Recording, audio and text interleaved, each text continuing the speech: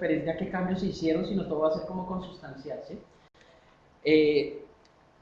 Bueno, tres ideas o conceptos fundamentales. Tenemos como tal el concepto del límite de una función en un punto, evaluar la existencia de un límite en ese punto, y otro concepto que se encuentra tanto en la teoría, en la teoría en las teorías en las referentes que nosotros investigamos, que es la continuidad. Esos son los tres ideas o conceptos fundamentales. A partir de esto nosotros empezamos a explorar cuáles eran los sistemas de representación. Encontramos un sistema de representación tabular, uno gráfico, uno simbólico, también uno numérico que hace alusión a las parejas ordenadas, uno verbal, entonces, y el simbólico, que tiene bastantes tipos de sistemas de representación dentro del mismo sistema.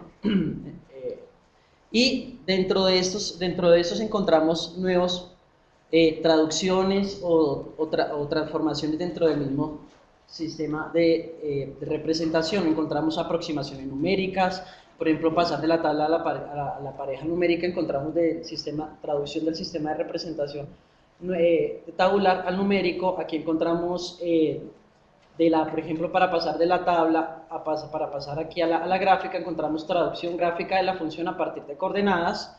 Encontramos de lo simbólico a lo verbal, encontramos la definición del límite de Cauchy de palabras, o también encontramos una misma transformación sintáctica que no varía dentro del mismo sistema de transformación, que es la definición del límite dada por Ballestros. Estos procedimientos que están encerrados en círculo, pues son nuevos procedimientos que nos servirán para nuestra estructura conceptual. Indagando más sobre la cuestión de los sistemas de representación de la idea de un límite, encontramos un sistema de representación numérico, parejas ordenadas, conjunto en R2. También encontramos uno tabular, que hay una sustitución de valores de la función, y le pretenden observar los valores tanto izquierda como derecha en el punto, y mirar cuál es ese límite. Encontramos también el gráfico, se observa el gráfico en el plano cartesiano como tal, y lo que se quiere mirar acá es el rastro de intervalos que se generan al acercarse las preimágenes y las imágenes al punto al que se quiere evaluar el límite. También encontramos uno simbólico, unas relaciones de implicaciones. Esta relación de implicaciones está de la definición de Ballestras, y encontramos pues esta representación simbólica como tal. Esto lo que va a permitir hacer un mayor cálculo de límites, encontrar la eliminación de la indeterminación de la indeterminada y encontrar más indiferencias. Encontramos otro sistema de representación verbal. Este sistema de representación verbal lo utilizamos desde la definición dada desde Cauchy en el siglo XVII, y en donde utiliza mucho este tipo de procedimientos, como es de tender, acercarse o aproximarse. El pictórico, como ya lo hemos expuesto, es el objeto de observación aquí son las flechas y cómo se acumulan las flechas. Por tal motivo nosotros lo encajamos dentro del sistema de representación pictórico. Y por último, el ejecutable GeoGebra, que permite dinamizar las representaciones gráficas. Este es como tal el sistema de representación que encontramos al final. Una subestructura en nuestra estructura de la idea de límite, pues es como el cálculo del límite como tal. Llamamos cálculo de límite a todo proceso o procedimiento para hallar o calcular o aproximarse al límite de una función, ¿cierto? Entonces aquí encontramos procesos como la indeterminación, completar el dominio, aproximaciones numéricas y acumulación de puntos. Otra subestructura sería observar la continuidad y la descontinuidad de la función, pues esto es un factor que va muy ligado a la idea de límite. Y una última estructura es como la relación epsilon-delta, que es la definición como tal y la que define existe o no existe un límite.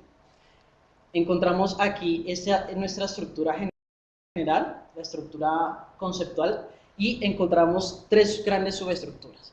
Una primera subestructura que habla de la existencia del límite, la roja; otra que habla acerca de la continuidad, la verde; y la azul, que es el hallazgo del límite. Esas son las tres grandes subestructuras. A partir de eso hacemos el análisis fenomenológico de las subestructuras. Entonces encontramos un primer contexto, que es dado un entorno en el que se encuentra un valor fijo donde tienden a acumularse las imágenes. Existirá un entorno alrededor del punto cuyas imágenes de elementos del dominio también se encuentran del entorno inicial. Este contexto va muy ligado a la definición de Cauchy, que es la representación verbal de la idea de límite. Esta relación es una relación de dependencia, y es prácticamente hallar el delta a partir del épsilon. La pregunta que genera ese contexto es, ¿existe o no existe el límite de la función en el punto?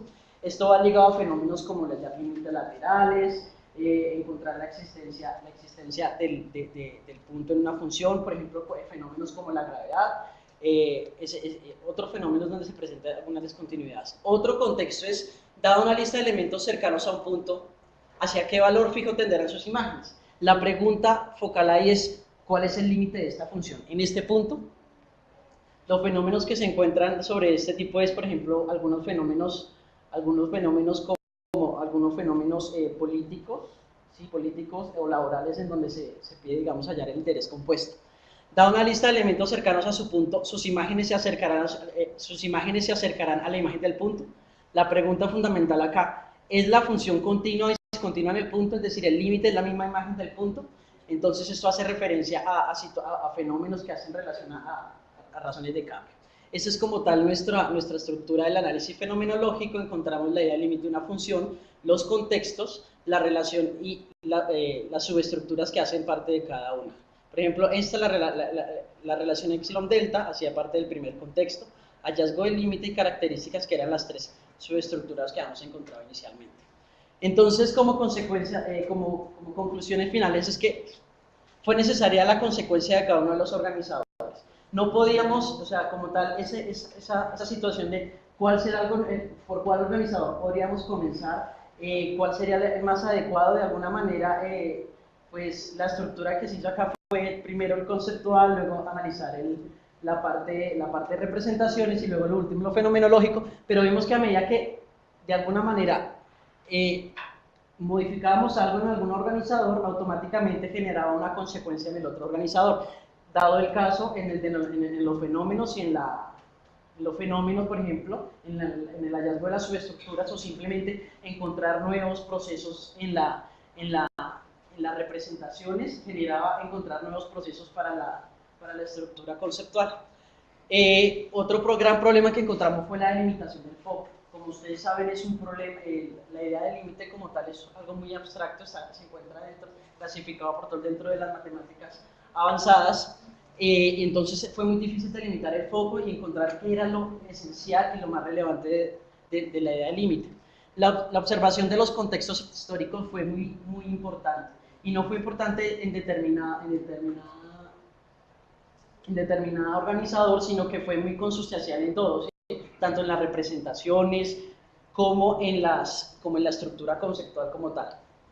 Los sistemas de representación permitieron dotarnos de transformaciones y de traducciones entre distintos sistemas de representación, que al final fueron procesos y que se encajaron dentro de nuestra estructura conceptual. Hay una relación grandísima entre, por ejemplo, las subestructuras nos permitieron generar los contextos, y además esas subestructuras organizaban la estructura conceptual. Eso fue como el cambio consustancial, que fue como lo que yo expliqué en la primera conclusión.